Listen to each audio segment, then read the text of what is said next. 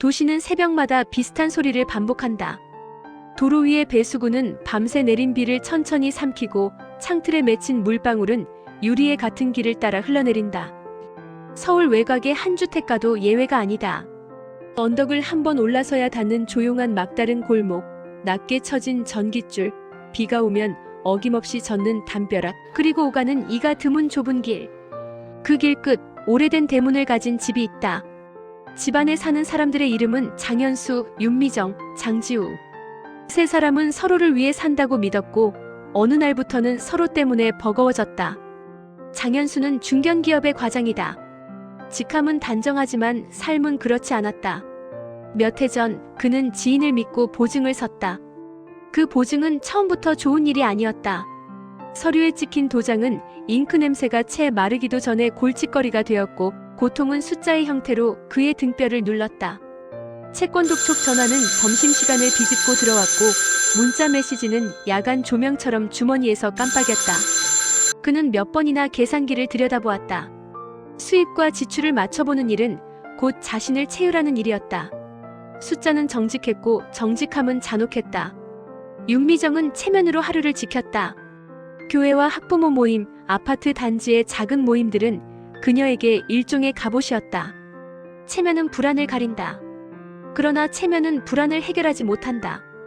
불안은 가족의 말투에서 새어나오고 주방의 칼이 도마를 칠 때 미세하게 흔들린다. 그녀는 집안의 균열을 남편 탓으로 돌리기 시작했다. 사람은 가까운 사람을 탓하기 쉽다. 가까운 사람을 탓하는 일은 어쩌면 자신을 잠시 지키는 방법이기도 하다. 하지만 탓을 오래 붙들고 있으면 탓이 결국 자신을 갉아먹는다는 것을 사람은 알면서도 계속한다. 장지호는 22이다. 어른이라 부르기에는 아직 빛나는 부분이 있고 아이라 부르기에는 너무 일찍 철이 들었다. 그는 집안의 공기를 읽는 데 익숙했다. 냄비 뚜껑이 부딪히는 소리에 높낮이, 아버지의 코트가 옷걸이에 걸릴 때, 나는 마차름의 길이, 어머니가 설거지를 마친 뒤 물을 털어내는 손목의 각도. 이런 사소한 단서들이 어느 날부터 그에게 경보처럼 들리기 시작했다. 그는 장부를 들여다봤다. 자신이 낼 수 있는 등록금과 아르바이트로 채울 수 있는 구멍, 휴학을 택할 수 있는 가장 늦은 시점을 가늠했다. 그는 가족에게 도움이 되기 위해 스스로의 선택지를 줄여나갔다. 새벽이 조금씩 환해질 때 장현수는 창가에 선다. 유리창에 비친 자신의 얼굴은 피곤했다. 눈 밑의 그늘은 늘어난 서류만큼 길어져 있었다. 그는 스스로에게 묻는다. 언제부터 내가 짐이 되었을까? 짐이라는 단어는 스스로를 묶는 밧줄이었고 그는 그 밧줄을 점점 더 조여가고 있었다. 그러다 어느 날 그는 결심한다. 가족이 살아남기 위한 방법으로 자신의 부재를 고른다. 이 선택은 깊이 왜곡되어 있다. 그러나 절망의 한가운데에 선 사람에게 왜곡은 합리로 보일 때가 있다. 그에게 보험금이라는 단어는 갑자기 구원의 형태를 띠었다. 불의의 사고, 우발적 사망, 그 뒤집힌 언어들이 그의 머릿속에서 하나의 도면으로 변해갔다. 사람이 도면을 그리면 그 도면은 사람을 끌고 간다. 장현수는 누군가를 만난다. 소개의 끝에는 늘 브로커가 있다. 오성민이라는 이름의 남자는 사람들의 체면과 공포를 수학처럼 다룬다. 그는 계산을 보여준다. 어떤 방식이 의심을 덜 불러오며 어떤 장소가 가장 자연스러운가. 어떤 시간대가 카메라의 시선을 피하기 쉬우며 어떤 흔적을 남겨야 의심을 흡수할 수 있는가. 그는 가능성의 표를 건넨다. 실족사, 귀가중 강도, 교통사고. 각 항목 옆에는 리스크와 비용, 예상 보험사 반응의 요약이 적혀 있다. 장현수는 그 표를 오래 바라본다. 표를 바라보는 눈빛은 이미 표의 숫자들에 설득당한 사람의 눈빛이었다. 그 만남을 장지우가 멀리서 본다. 유리창 너머로 보이는 아버지의 손짓은 작고 빠르다. 마주 앉은 남자의 가죽 자켓은 오래 사용한 광택을 갖고 있다. 장지우의 손바닥에는 땀이 찼다. 그는 이유를 모른 채 불길했다. 그 불길함은 정확했다. 그러나 불길함만으로 사건을 멈출 수는 없다. 그는 버스를 타고 돌아와 자신의 방에서 보험 약관을 꺼내 읽었다. 약관의 활자는 건조했고 건조함은 파괴력을 갖고 있었다. 지급 제외 사유라는 말줄임표 뒤의 조항들은 사막같이 길었고 그 길이로 그의 마음이 서서히 타들어갔다. 보험사는 숫자의 냄새에 민감하다. 정혜빈이라는 조사관은 특약 변경과 대출 전환, 수익자 비율의 미세한 흔들림을 기록에서 발견한다. 표준 곡선에서 벗어난 한 가구의 데이터는 그녀의 화면에 작은 붉은 점으로 떠오른다. 그녀는 점을 확대한 뒤 점이 아니라 흐름을 본다. 흐름을 보다 보면 숫자가 아니라 사람이 보인다. 그 사람이 왜 그런 선택을 했는지, 그 선택이 무엇을 불러올지, 무엇을 감추려 하는지. 그녀는 모니터를 바라보며 한동안 말을 잃는다. 의심은 확신이 되기 전까지 조용히 움직인다. 그녀는 조용히 모니터링을 시작한다. 밤은 골목을 가늘게 만든다. 밤은 사람의 발소리를 크게 만든다. 장현수의 퇴근길, 누군가가 뒤를 따른다. 어와 비 이름 대신 문자로 부르는 두 사람이 있다. 그들은 돈이 필요했고 돈은 일을 필요로 했다. 그들에게 주어진 일은 간단하고 복잡했다. 간단한 것은 물리, 복잡한 것은 흔적.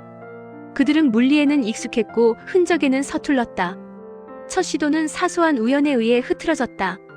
멀리서 사이렌이 울리고 그들은 몸을 뺐다.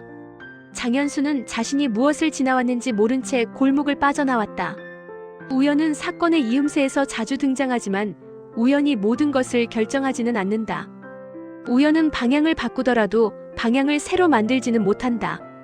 브로커는 위험을 안다. 의뢰자 본인의 죽음은 너무 많은 질문을 부른다.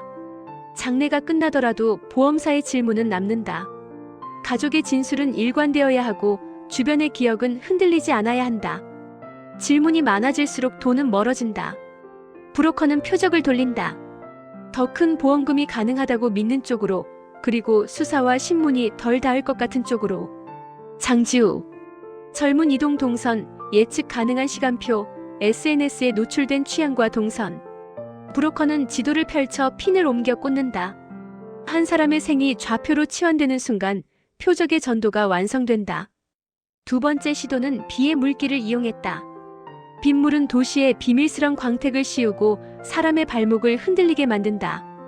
젖은 맨홀 뚜껑은 타이밍만 맞으면 미끄러운 칼날이 된다. 골목 저편에서 자전거 배달원이 빠르게 지나갔고 그 작은 변수는 계획의 리듬을 흐트러뜨렸다. 어가 방향을 트는 순간 장지우는 이를 직감하고 물러섰다. 그의 운동화 밑창이 금속 위를 스치며 짧게 비명 같은 소리를 냈다.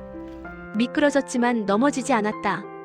그 순간의 몸의 기억이 그를 살렸다.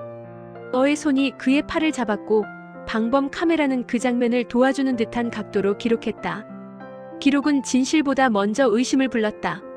의심은 각도를 바꾸지 못하고 각도는 의심의 모양을 결정한다. 광역수사대의 서도윤 팀장은 화면 속의 모호함을 오래 본다. 폭력의 흔적은 없었다. 움직임의 의도가 명확하지 않았다. 그러나 의도가 불명확하다고 해서 의도가 없는 것은 아니다. 며칠 전의 제보와 오늘의 영상이 그의 노트 위에서 만난다. 장현수, 장지우. 두 이름은 가족이라는 곡선으로 연결된다. 이름과 이름 사이에 그는 작은 물음표 하나를 적는다. 사건은 때로 물음표 하나로 방향을 바꾼다. 병원 응급실의 백색빛은 모두를 말 수 없게 만든다. 의사의 말은 필요한 만큼만 감정을 담았고 숫자는 삶과 죽음 사이의 경계를 무감하게 그었다. 갈비뼈의 골절, 폐의 좌상, 출혈의 정도와 회복 가능성. 가족은 고개를 끄덕였다. 고개를 끄덕이는 일은 동의와 체념 사이의 흔들림을 의미했다. 장지우는 아버지의 침상 옆 서랍에서 깨끗한 지갑을 보았다. 강도라면 제일 먼저 가져갔을 지갑. 그는 그 지갑을 조심스럽게 닫는다. 닫는 손끝의 압력은 그의 의심만큼 커졌다. 브로커의 방은 비어 있었다. TV는 타이머로 껐다 켜졌다. 머그컵의 바닥엔 젖은 티백이 붙어 있었다. 테이블 위에 흰 봉투 하나, 봉투 안에는 지도와 시간표가 겹겹이 들어 있었다. 지도에는 붉은 동그라미가 있고 시간표에는 형광펜이 칠해져 있었다. 정류장 번호에는 밑줄이 그어져 있었다. 문장은 쓰여 있지 않았다. 그러나 문장보다 선명한 의도가 들어 있었다. 다음은 아들이다. 수사관은 봉투를 닫고 천천히 숨을 들이켰다. 숨을 들이키는 시간만큼 사건은 깊어졌다. 병실에서의 질문은 단도직입적일 수밖에 없다. 의뢰자는 당신입니까? 질문을 들은 사람의 눈동자는 대답보다 먼저 흔들린다. 장현수는 천천히 고개를 끄덕인다. 인정은 무너짐이고 무너짐은 때로 시작이다. 그는 인정한다. 가족을 살리기 위해 자신의 죽음을 설계했다고. 그러나 브로커의 손에서 그 설계가 다른 도면으로 변조되었다고. 그의 말은 오래 걸려 나왔다. 오래 걸려 나온 말은 무게가 있었다. 무게는 방 안의 공기를 밀어내고 남은 공기는 눈물의 공간만큼 줄었다. 가정은 거울이다. 거울은 늘 있는 그대로를 비추진 않는다. 거울은 보는 사람이 보고 싶은 것을 약간 보정해 보여준다. 윤미정은 처음으로 자신의 체면이 자신을 가리고 있었다는 사실을 똑바로 보았다. 장지우는 배신과 연민 사이에서 눈을 감았다. 배신은 분노로 쉽게 변하고 연민은 침묵으로 쉽게 변한다. 그는 두 감정 모두를 선택하지 않았다. 그는 깊게 숨을 들이쉬었다. 숨은 시간을 산다. 시간이 조금 더 흐르면 숨은 문장이 된다. 그 문장은 아마도 사라짐이 해결책이 아니라는 아주 단순한 내용일 것이다. 그러나 사건은 단순한 직선이 아니었다. 브로커의 계산 위에는 또 다른 계산이 있었다. 정혜빈은 숫자의 강을 따라가다 가명법인의 이름을 보았다. 그 이름 뒤에는 익숙한 가게가 있었다. 윤씨. 친정 쪽의 오래된 사채와 보증의 고리가 희미하게 비쳤다. 고리는 서로 닮은 부분을 통해 맞물린다. 남편의 보증 실패와 친정의 사정이 어긋나듯 맞물렸고 누군가는 그 어긋남을 보험금이라는 유혹으로 연결하려 했다. 연결은 설득처럼 보였고 설득은 공모처럼 작동했다. 사건은 의뢰자, 브로커 실행자의 직선에서 의뢰의 전도와 표적의 전도가 겹친 삼각형으로 바뀌었다. 삼각형의 그림자는 길어졌다. 길어진 그림자 아래에서 사람들은 자신이 어디에 서 있는지 잠시 잊었다. 수사는 낚시를 준비한다. 낚시는 기다림과 확신 사이에서 작동한다. 보호 대상의 동선을 일부러 흘리고 새로 설치한 시야가 사각지대를 덮도록 장치를 만든다. 브로커는 움직인다. 그는 사각을 알고 있었지만 사각이 더 이상 사각이 아니라는 사실까진 몰랐다. 차의 위치를 옮기는 그의 손목에 맥박이 올라간다. 숫자는 몸에도 있다. 맥박의 숫자는 마음의 속도를 배반하지 않는다. 그는 골목의 계단을 오르고 대문을 향해 한 발 더 다가선다. 대문이 열리고 형사의 눈이 그를 붙든다. 사람은 붙들린 눈앞에서 눈을 피하려 한다. 피하지 못할 때 사람은 침묵을 택한다. 침묵은 입을 닫는 일이지만 사건에서는 종종 가장 많은 것을 말한다. 브로커의 입은 열리지 않았다. 대신 돈이 말했다. 돈은 흔적을 남긴다. 흔적은 길과 닮았다. 길은 누군가를 어디로 가게 만든다는 점에서 힘이 있고 어디서 왔는지 말해준다는 점에서 정직하다. 정혜빈의 화면에 길이 그려지고 서도윤의 노트에 길이 요약된다. 판결은 숫자의 요약이 아니다. 판결은 언어의 약속이다.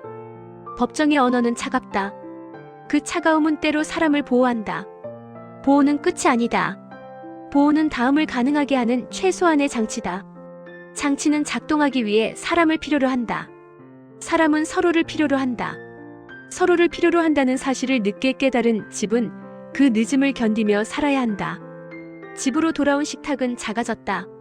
반찬은 단출했고 그 단출함은 이 집의 현재를 정확히 비췄다. 장현수의 손에는 재활용 운동용 고무공이 쥐어져 있었다. 그의 손은 공을 천천히 눌러 모양을 바꾸었다. 고무는 다시 원래의 형태를 찾았다. 사람은 고무가 아니다. 사람은 눌린 만큼 모양이 바뀐다.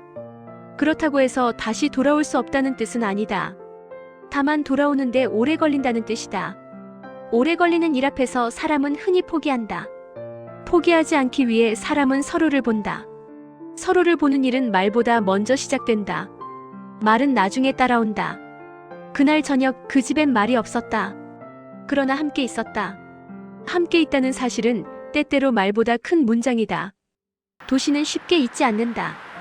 강물에 비친 석양은 아름답다. 아름다움은 잊음을 부른다. 그러나 물 아래의 회색은 그대로다. 어딘가에서는 또 다른 브로커가 새로운 도면을 그리고 있다. 어딘가에서는 또 다른 가족이 체면과 공포 사이에서 가장 나쁜 결정을 합리화하려 할 것이다. 제도는 그 틈을 줄이기 위해 움직인다. 그러나 틈은 제도에서 시작되지 않았다. 틈은 인간의 마음에서 시작되었다. 마음의 틈을 메우는 일은 제도만으로는 부족하다. 마음의 틈을 메우는 일은 관계의 복원에서 시작된다. 복원은 빠르지 않다. 느린 속도는 지루함으로 오해받는다. 그러나 느림은 파괴의 반대말이다. 느림은 복원의 다른 이름이다. 어느 밤 서랍 속 가계부의 첫 장이 다시 열린다. 그 장에는 새로 적힌 한 문장이 있다. 첫날, 우리 셋 같이 산다. 이 문장은 경제적 문제를 해결해주지 않는다. 채권 독촉 전화를 멈추게 하지도 않는다. 그러나 이 문장은 다음 통화를 버티게 하고 다음 계산을 가능하게 한다. 가능하게 한다는 말은 늘 희망을 과장하는 표현으로 들리곤 한다. 하지만 이 집의 경우 가능하게 한다는 말은 과장이 아니다. 가능성은 때로 하나의 문장으로 시작한다. 문장은 생존의 최소 단위다. 사람은 문장으로 자신을 지탱한다. 이 집은 그날부터 문장으로 자신을 지탱하기로 했다. 이야기는 여기서 끝나지 않는다. 끝나지 않는다는 말은 상처가 아직 다 아물지 않았다는 뜻이다. 다만 피가 멈췄다는 뜻이기도 하다. 피가 멈춘 상처는 돌봄을 받으면 천천히 흉터가 된다. 흉터는 지워지지 않는다. 지워지지 않는다고 해서 실패한 치료는 아니다. 흉터는 실패의 증거가 아니라 생존의 증거다. 이 집의 흉터는 길 것이다. 길다는 말은 이 집의 생존도 오래갈 수 있다는 말이다. 오래가는 일은 사람이 만든다. 사람은 서로를 남기는 선택으로 오래간다. 남는다는 말은 그 자리에 머문다는 뜻이 아니다. 남는다는 말은 떠나지 않는다는 뜻이다. 떠나지 않는다는 말은 곁에 있다는 뜻이다. 곁은 사건을 막지는 못하지만 사건 뒤에 삶을 만든다.